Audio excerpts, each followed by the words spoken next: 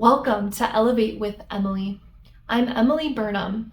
I received my bachelor's degree in psychology, my master's degree in marriage and family therapy, and now I'm a practicing mental health clinician. I love learning how to better understand and love other people. There is so much power in holding space and room and understanding for other people. That gives them the opportunity to become their best self, but in doing so, the changes that you have to make to be able to do that for them also allow you to become a better version of yourself. In fact, the best version of yourself. And I invite you to join me on that journey today as we discuss judging other people. Just recently, I've had a handful of people compliment me or tell me that I am one of the least judgmental people that they've ever met. And I say that not to brag, I say that to laugh because I was so judgy as a little kid. I was so bossy. I would be the biggest tattletale. I could not keep secrets. I would be like, oh, I know this. I have to tell everyone about this. And the changes that I've gone through just becoming a therapist has been incredible. For me to now hear that feedback from clients and from friends is a testament to me of the power that we each have to change, that we can learn and grow and become better humans. As I've reflected on my own journey, two phrases come to mind as being the most important, life-changing things that I ever heard. Both of these messages came from my graduate program, and these have really stuck with me, and as I have pondered them and tried to really understand what they have meant, it has opened up my heart to have so much more compassion, understanding, and curiosity for other people.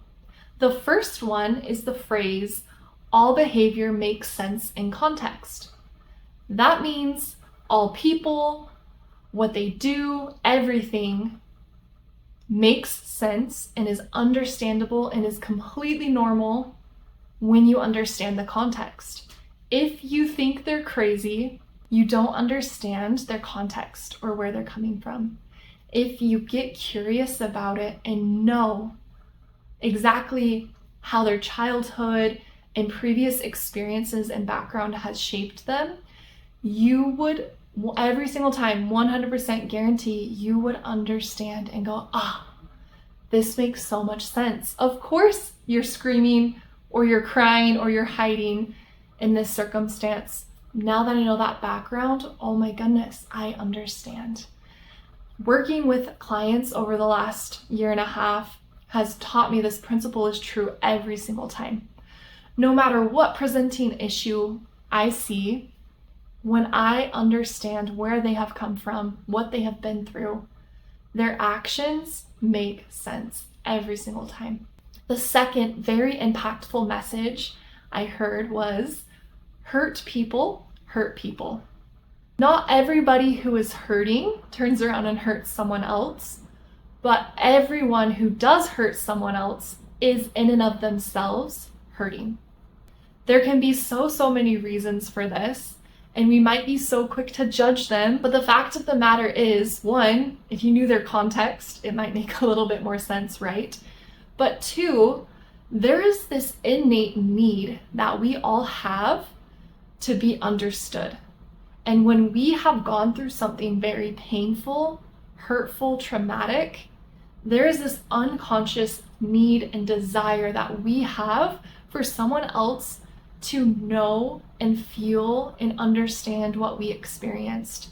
Some of the time, really, that person that's hurting you or hurting someone else, they're just needing someone else to experience exactly how they have felt or are feeling.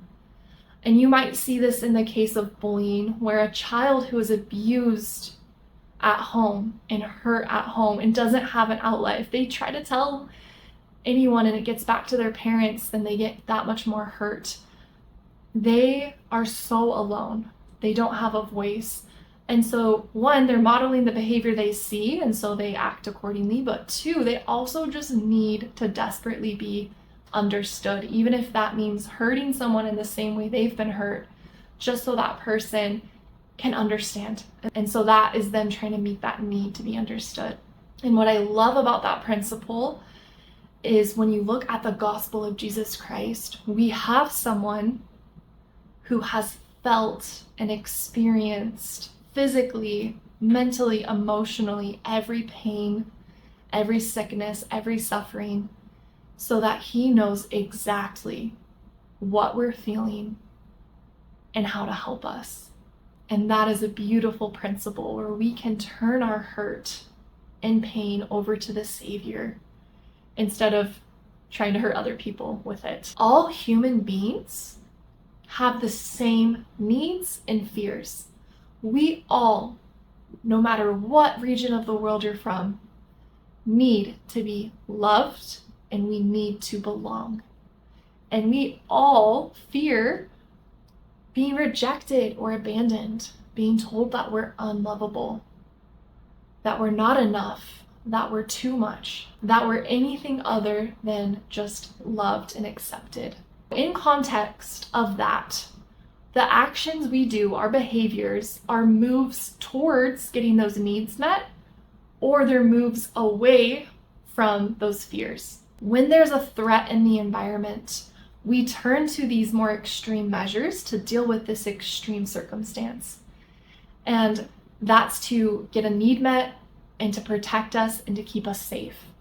And so when you see someone reacting in what might seem like this unreasonable way, you might take a moment to pause and ask yourself some questions, such as, what in their background taught them that they're under threat right now?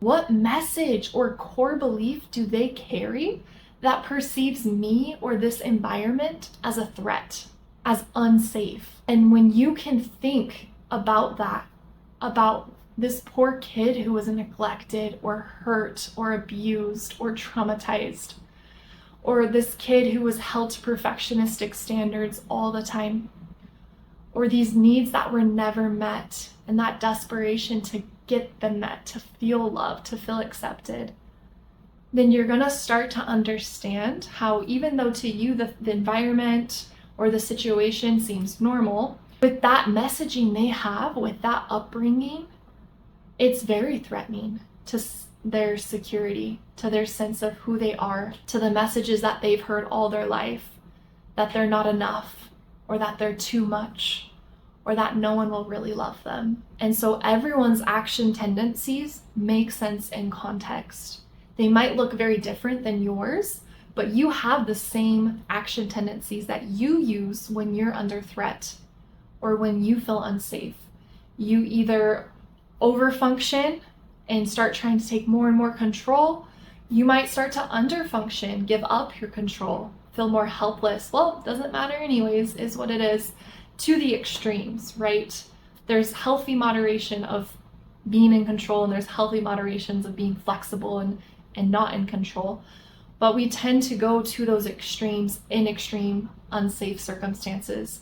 And as we can, instead of judging in that moment, why are you overreacting? Calm down. Do this, don't do that. Instead of expressing that frustration, that judgment, instead, if we can make it safe, if we can take a step back and be like, breathe, I see that this is really overwhelming for you, or this is maybe really challenging, and I'm curious what's going on for you, or I'm curious, how can I help you? You are safe. I'm here to help you. You're not crazy. That makes sense. You must have gone through some really difficult things. You don't have to sound like a therapist and use all of those therapy words when you're talking to them, but just saying, hey, I'm here for you. And I want to understand. I value you. If you ever need to talk, I'm here for you. You're safe. Let me know if there's anything I can do to help you feel more safe or relaxed in this moment. And as you respond with those messages, they're gonna feel more safe, which is gonna allow them to come away from those extremes because they don't need those extreme measures anymore. And then they can relate and connect and function on a more normal or healthy or baseline level. I invite you to start implementing that mindset, to start looking at the most crazy behavior and trying to make sense of what maybe is that context that you're missing out on. What is making them so rigid or so hard in that way?